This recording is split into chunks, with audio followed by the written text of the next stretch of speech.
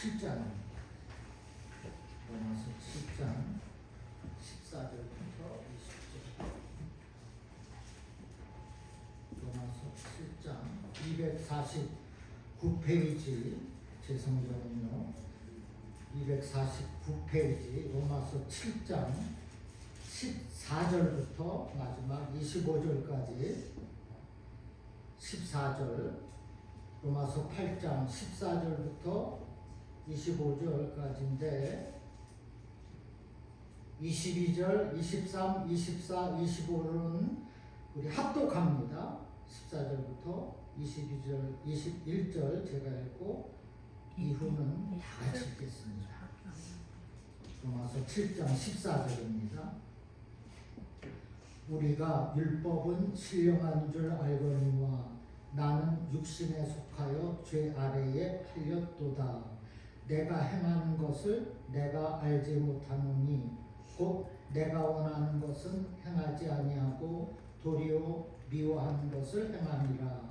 만일 내가 원하지 아니하는 그것을 행하면 내가 이로써 율법이 선한 것을 시인하노니 이제는 그것을 행하는 자가 내가 아니요 내 속에 거하는 죄니라. 내 속 곧 내 육신에 선한 것이 거하지 아니하는 줄을 아노니 원함은 내게 있으나 선을 행하는 것은 없노라.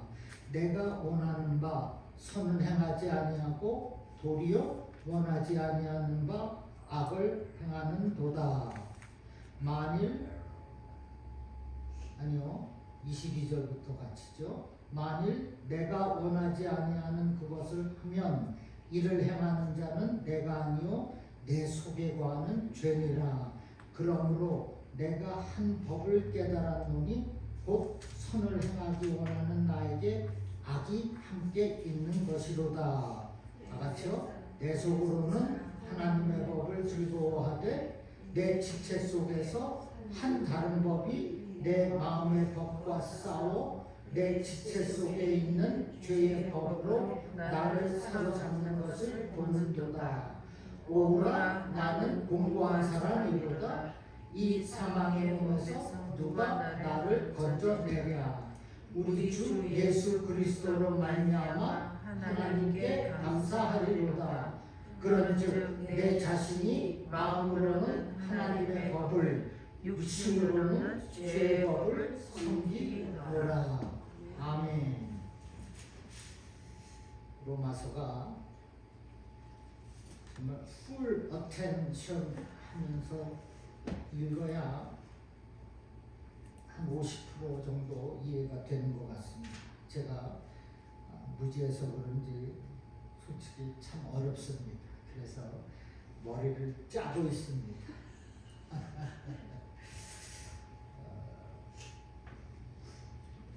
우리가 이 로마서는 율법서입니다. 율법서.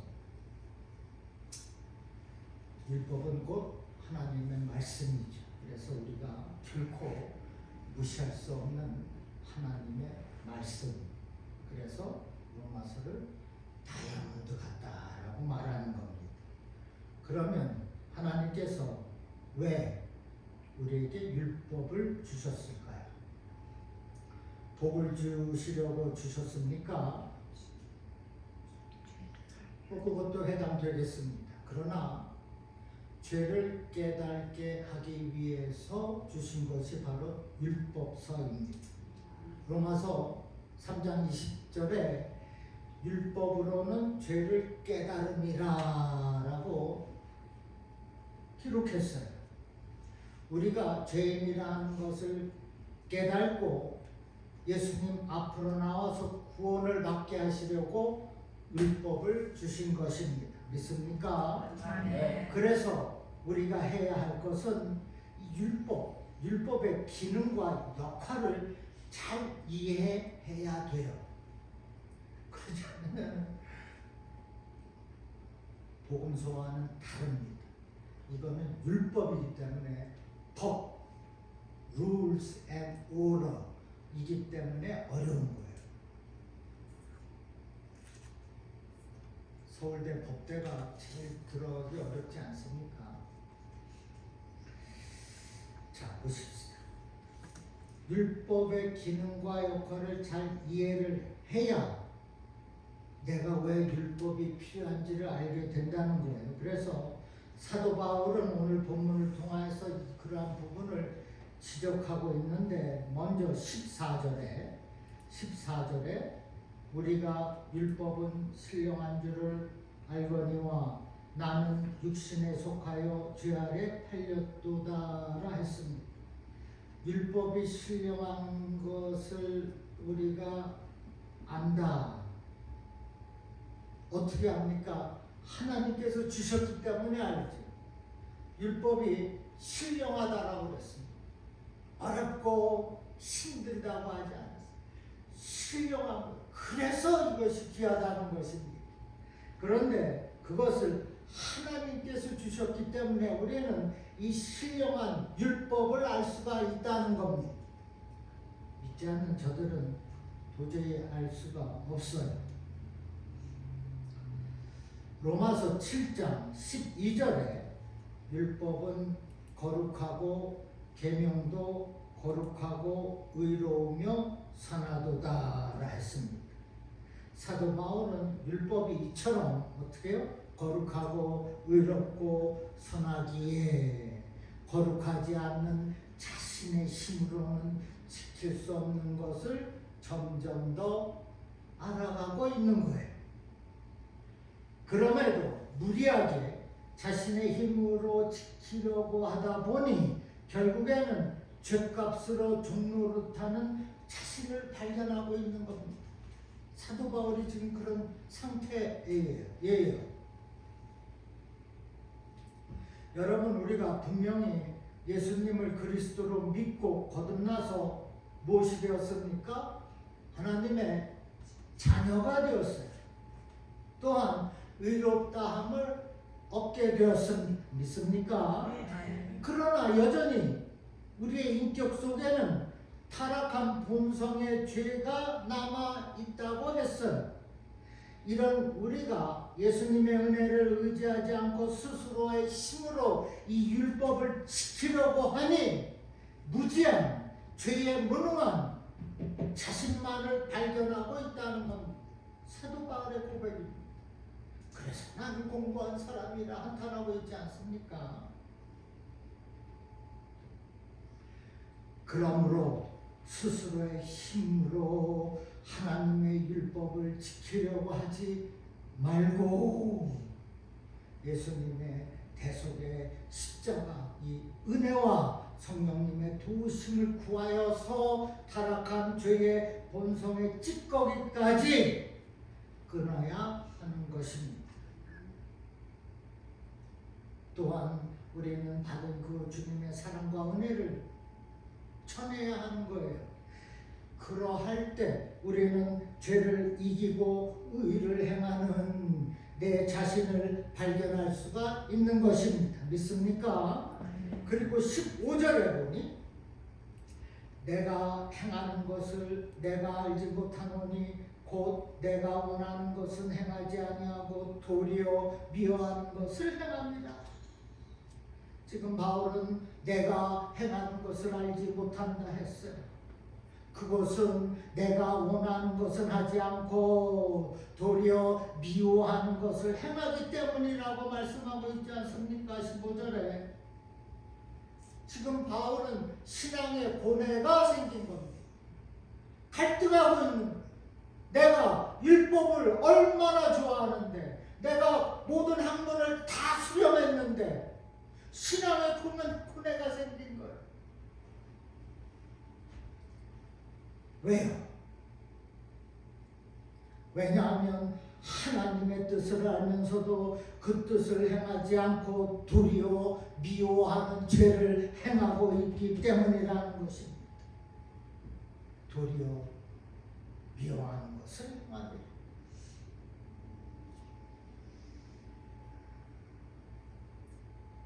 우리는 어떻습니까? 외롭다 어둠을 받은 우리가 도리어 미워하는 것을 행합니다. 똑같습니다. 자신의 모순된 그 모습 너무나 자주 있다는 거예요. 하나님의 선하신 뜻을 우리는 분명히 알고 있습니다.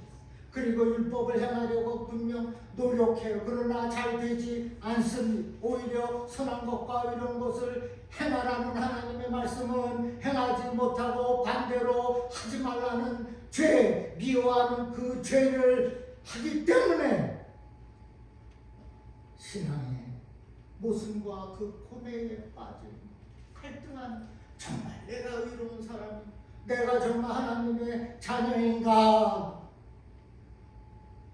고민하는 적이 있지 않으십니까? 분명 바울은 진정으로 선을 행하기를 원하였고 죄를 미워했어요. 그런데 몸은 여전히 그 죄성으로 가득했고 몸이 마음대로 따라주지 않았습니다. 바울은 이러한 영적인 모습을 날마다 체험하고 있다는 거예요.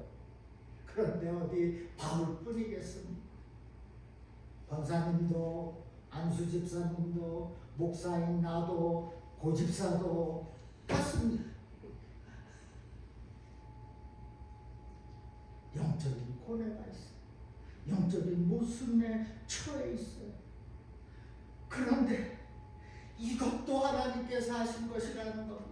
그 영적인 고뇌, 그 영적인 모습을 발견할 수 있는 것은 내가 영적으로 실패한 것이 아니라 오히려 은혜의 출발이 되게 하려고 하나님께서 주신다는 겁니다.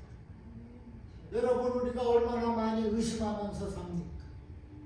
얼마나 많은 부정적인 생각을 하면서 삽니까? 그것까지도 하나님께서 용납하시겠다는 겁니다. 우리의 연약함도 부족함도 그 의심, 원망, 불평까지도 내가 다 용납하겠다는 거예요. 그것이 율법이에요.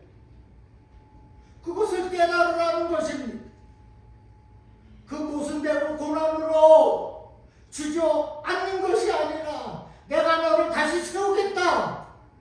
그것을 깨달으는 것이 바로 율법이라는 것입니다.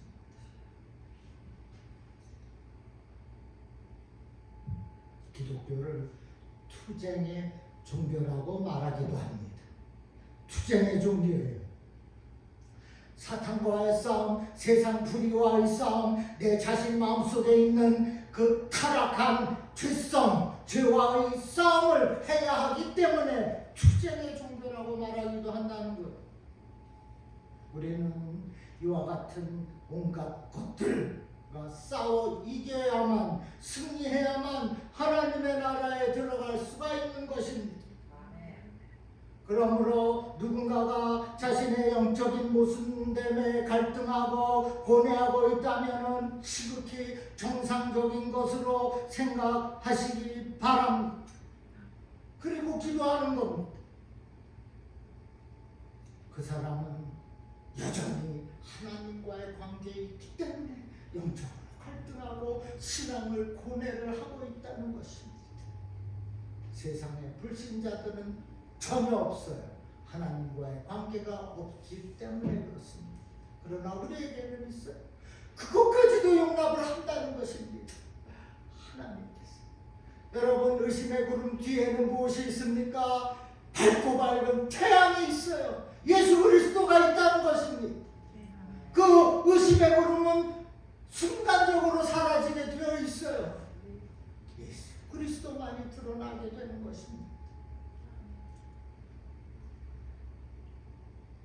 제가 몇 번을 말씀드려요. 이게 너무 어렵다고 그랬어요. 그래서 다른 방법으로 어떻게 말씀을 전해볼까? 근데 그게 안 돼요. 설교식으로. 왜? 말씀이 읽다 보면 너무나 중요한, 소중한 거예요, 이 말씀이. 이거를 다 짚고 넘어가야 되겠더라고요, 로마서는. 그래서 그냥 세 달락으로 서론, 본론, 결론 설교하는 것이 이건 어찌할 수가 없더라고요. 절절히 짚고 넘어가야 돼. 율법서는. 세상의 헌법을 대강 알아서 되겠습니까? 헌법학자들이 확실하게 알아야 재판도 하고.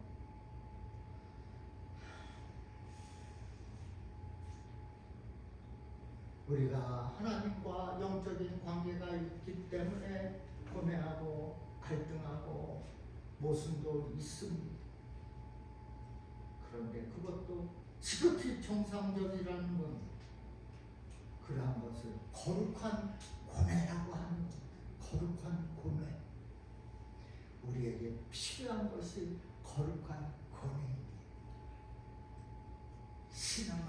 나의 신앙의 성장을 위하여서 갈등도 하고 고뇌도 하고 무릎도 꿇고 그래야 의심의 구름은 사라지고 그 뒤에서 역사하시는 빛 대신 예수 그리스도를 만나게 되는 것입니다. 사도 바울은 16절에서 만일 내가 원하지 아니하는 그것을 행하면 내가 이로써 율법이 선한 것을 시인하노니 내가 원하지 않은 그것을 행한다. 이 사람은 바울은 아무리 율법을 지키려고 노력을 해도 지킬 수가 없었어요. 왜? 내가 원하지 않은 것을 계속 행하기 때문입니다.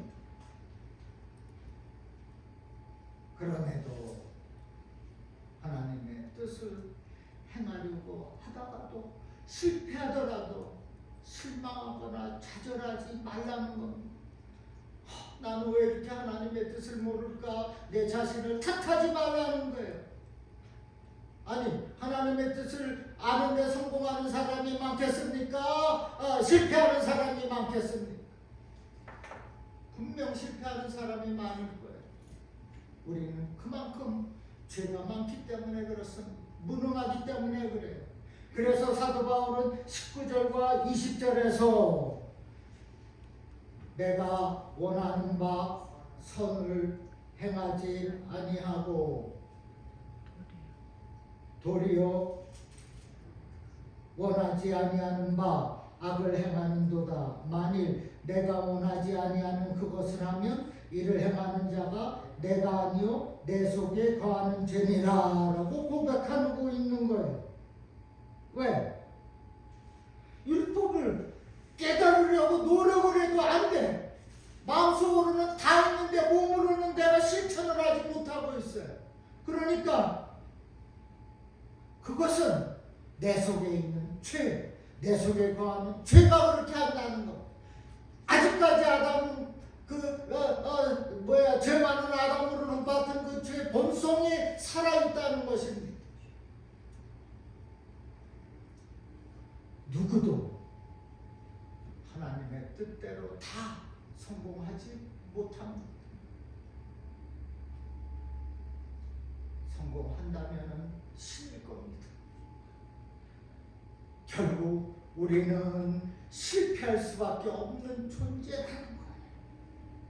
그것마저도 받아주시겠다는 겁니다.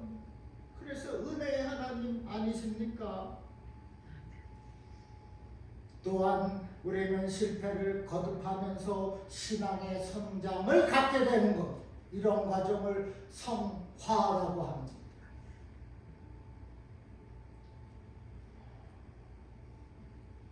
sanctification. 우리의 성화 과정에는 실패가 있고 성공이 반복이 돼요. 실족하고 회개하고 다시 일어나고 또다시 실족하고 회개하고 다시 일어나서 주님과 교제하는 일들이 반복이 됩니다. 아니, 그렇게 미워하다가도 그렇게 좋아하지 않습니까? 그렇게 실족하다가도 다시 일어서지 않습니까? 성화의 과정을 단계를 가고 있는 거예요. 하나님과 점점 가까워지고 있는 것입니다. 그래서 우리 옛사람의 타락한 본성의 죄는 점점 사라지고 성령의 풍성한 열매가 점점 익혀지는 것입니다. 그 거듭남은 단번에 이루어지지 않습니다. 이렇게 비유하면 어떨지 모르지만 여러분 로또 티켓 많이 사보시지 않으셨어요? 됩니까? 단번에 되면 다 사지요. 다 부자 되죠. 단번에 안 됩니다. 우리의 거듭남을 주셨지만은 우리가 sanctify 성화의 과정은 그렇게 쉽게 되지 않아요. 말씀을 알고 주님을 만나고 무릎 꿇고 회개하고 주님의 뜻을 깨닫고 그러한 과정이 시간이 걸리게 되어 있습니다. 우리의 거듭남은 한 번에 단번에 이루어지지만 그 믿음은 좌절과 고뇌와 실패를 거듭하면서 장성한 분량에까지 이르게 되는 겁니다. 성화의 과정입니다.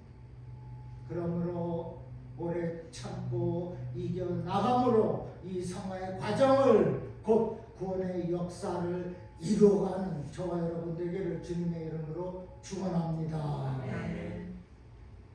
또 한 번 질문합니다. 여러분은 예수님의 성품을 가지고 계십니까? 어떻게 한 분도 아멘 없어요? 한 분도? 오 마이 갓. 다 있어요. 다 있습니다. 사랑 있지 않은? 거룩 있지 않습니까? 다 있습니다. 하나님의 형상으로 지음받았기 때문에 다 있습니다. 완전하지는 못하지만은 아담 때문에, 원죄 때문에, 그러나 우리에게는 하나님의 본성과 성품이 다 있어요. 저 바깥의 사람들은 없습니다.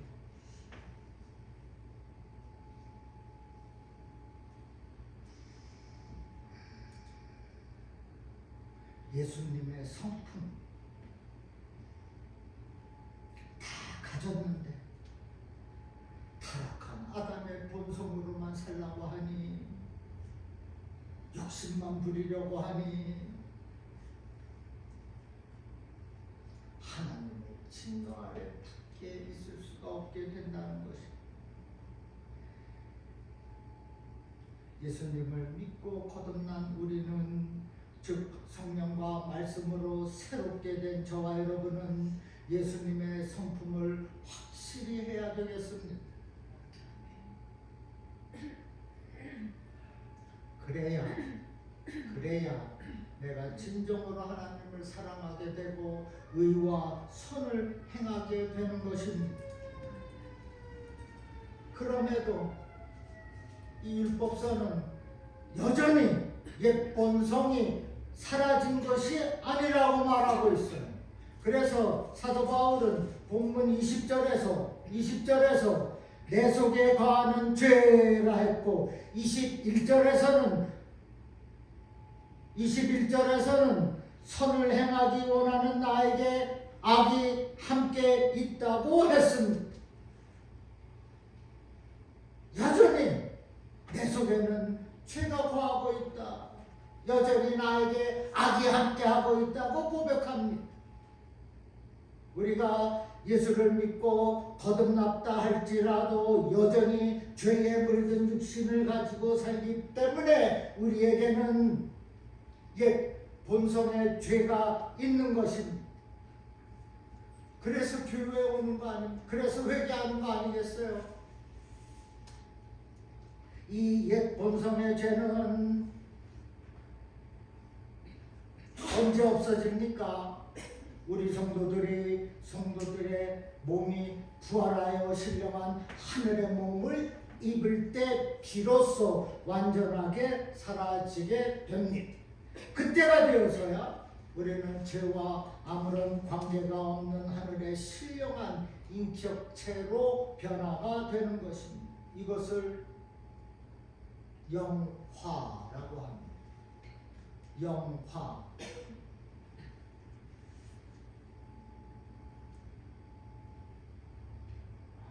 영화. 갑자기 영어가 생각이 안 나네요.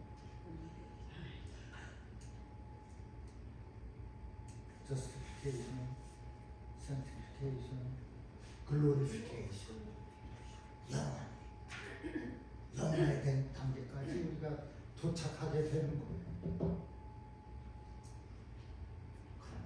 또 문제가 있어요. 그래서 이게 율법이라는 거예요. 우리가 영화 되기까지 곧 성화의 단계에서 우리 안에 남아있는 그 옛 본성의 찌꺼기 그 죄 여전히 그 미혹에 빠지게 한다는 것. 지금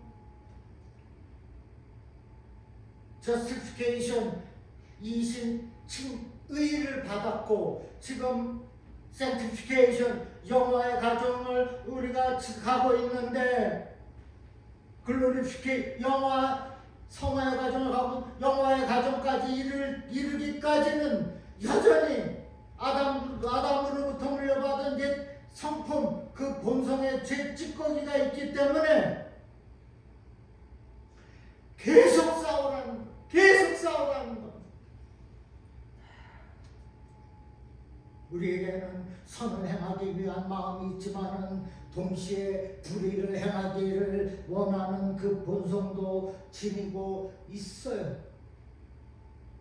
그러나 그 옛 성품의 죄에서 그 본성에 남은 찌꺼기 죄까지도 이겨내라고 말씀하고 있는 것입니다. 그래서 골로새서 3장 5절에는 땅에 있는 지체를 죽이라고 강력하게 말씀했어요.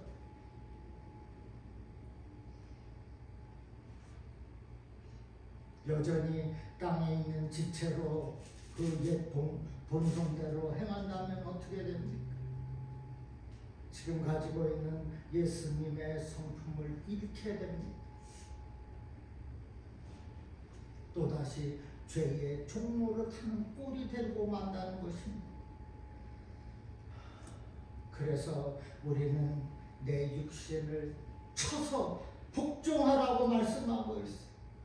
그 마음의 성령으로 가득 채워서 거듭난 새 성품으로 살라고 말씀하고 있는 것입니다. 내 안에 있는 두 성품, 아담으로부터 받은 옛 성품, 그 죄의 본성과 내가 거듭나서 하늘로부터 받은 새 성품, 그 사이에서 이기라는 거예요.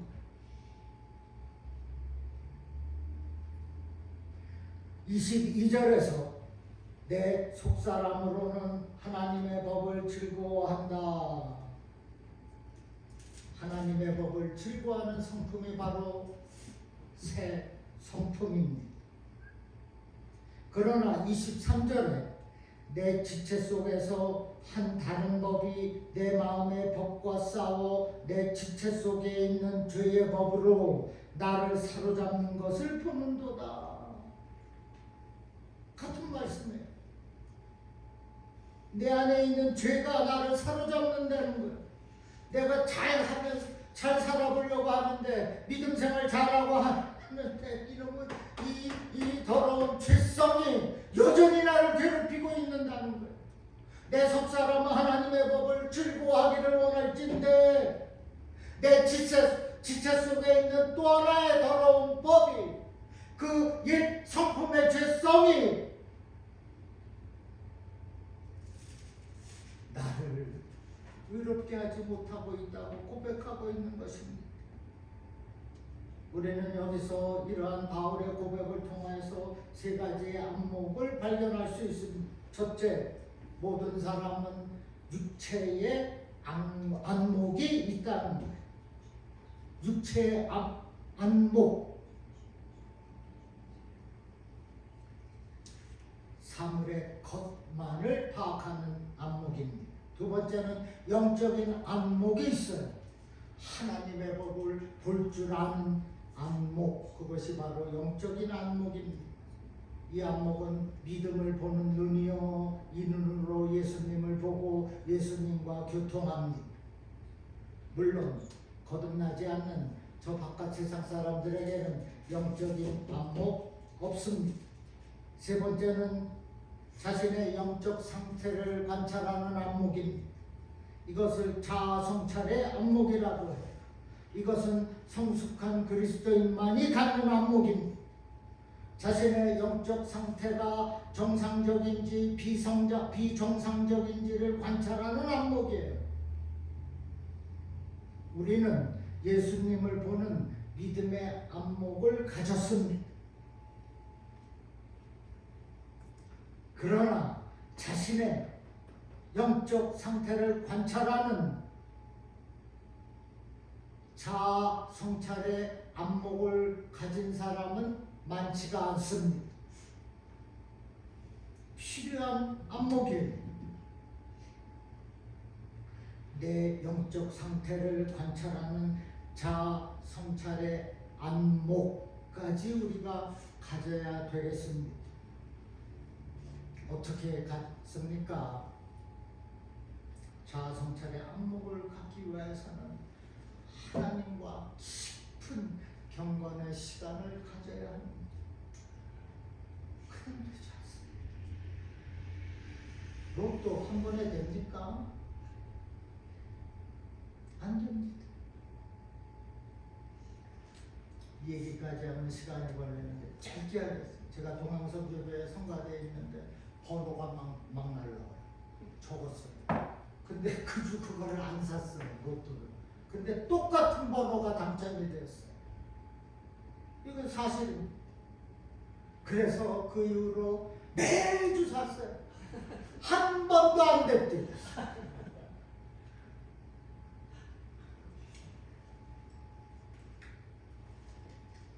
성도가 된 저와 여러분에게는 영적 상태를 분별하는 영안, 자기 성찰의 안목이 있어야 됩니다. 영안이 있어야 그 옛사람의 본성도 쳐서 복종시킬 수가 있는 거예요. 그래야 하나님이 원하시는 바른 성도의 삶을 살 수 있는 것이 아니겠습니까? 어떻게 합니까? 하나님과의 경건의 시간을 깊이 갖는 거예요. 경건이 무엇입니까? 하나님의 뜻을 내 마음에 주의하는 거예요. 사도 바울은 14절에서 오라 나는 공고한 사람이로다 이 사망의 몸에서 누가 나를 건져내랴 탄식해요. 지금까지도 옛 성품과 아담께로부터 받은 그리고 예수를 만나서 새롭게 거듭난 새 성품과 이 두 자아가 싸우고 있다는 거예요. 누가 나를 좀 이 사망의 몸에서 건져내 달라고 지금 말하고 있습니다.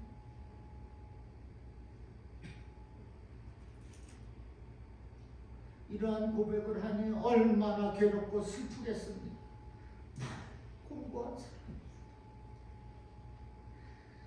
나를 좀 살려다오. 이렇게 누구라도 속사람이 상하면 이렇게 괴로운, 다시 말해서 내 그 옛 본성의 죄와 싸워서 지면은 이렇게 비참한 것입니다. 그러니까 우리는 싸워 이겨야 되는 것이 아니겠습니까? 어떻게 하라고 했습니까? 내 몸을 쳐서 복종하라고 그랬어요. 내 몸을 치는 겁니다. 제가 지난 시간에 말씀드렸는데 필리핀에 가니까 카톨릭 성당에 들어갈 때 저 뒤에서 무릎을 꿇고 가요. 정말 피가 여기서 막 납니다. 그런 고뇌를 겪어야 이들은 구원받는다고 생각합니다. 우리는 그걸 이단이라고, 그들은 그것이 정당하다고 얘기하는 것입니다. 내 몸을 치는 겁니다. 끊임없는 회개가 있어야 되겠어요. 여러분, 오늘날 무엇 때문에 갈등하고 고민합니까? 무엇이 염려하게 만든 건강 문제입니까? 경제적인 문제? 우리가 가장 먼저 고뇌해야 될 문제는 나와 하나님과의 영적 관계입니다. 내가 하나님과의 관계가 회복이 되면은 그 건강, 그 경제 다 회복이 되어지게 되어 있습니다. 영적 관계, 이것을 가장 큰 문제로 여기고 우리는 거룩한 근심과 거룩한 고뇌를 해야 된다는 것입니다. 마륙 3상 우리 잘 아는 그런즉 너희는 먼저 그의 나라와 그의 일을 구하라. 그리하면 이 모든 것을 너희에게 더하시리라. 여기 답이 다 있어요. 하나님과의 관계 회복을 위하여서 먼저 주님을 앞장 세우는 거예요. 먼저 저 어려운 교회를 위하여서 기도해 주는 것입니다.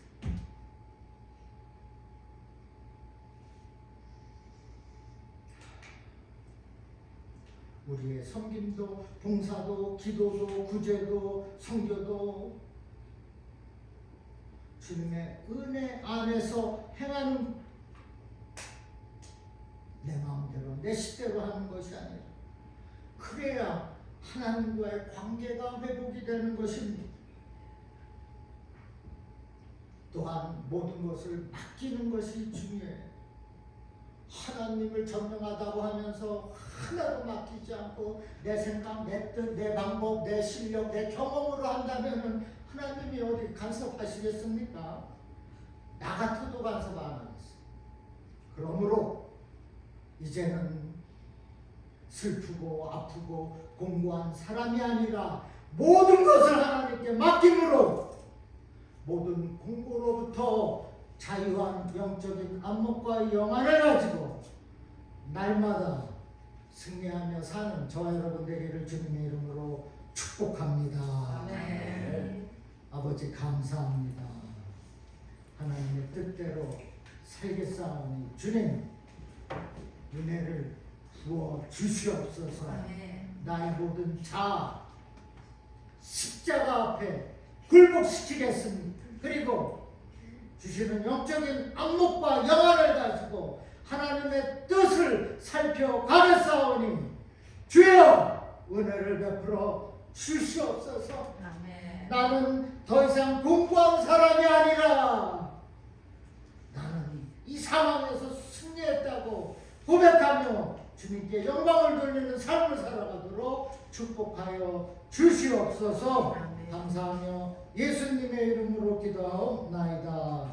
아멘. 우리 광고는 주일날 예배 꼭 있습니다. 다 오시기 바랍니다. 금요 새벽 기도회도 있습니다. 6시. 우리 에스더 권사님 제가 몇 번 말씀드렸지만은 굉장히 꾸준하세요. 제가 오래전에 알았어요. 제 교회 뭐 작은 교회 개척했을 때도 새벽 기도도 쭉 오셨어요. 꾸준하십니다. 꾸준한 성도가 좋은 겁니다. 누가 뭐라고 해도 하나님께 순종하겠다. 그것이 꾸준한 믿음 아니겠습니까? 아니 왜 여기서 간주를 하죠? 그 한 교회에서만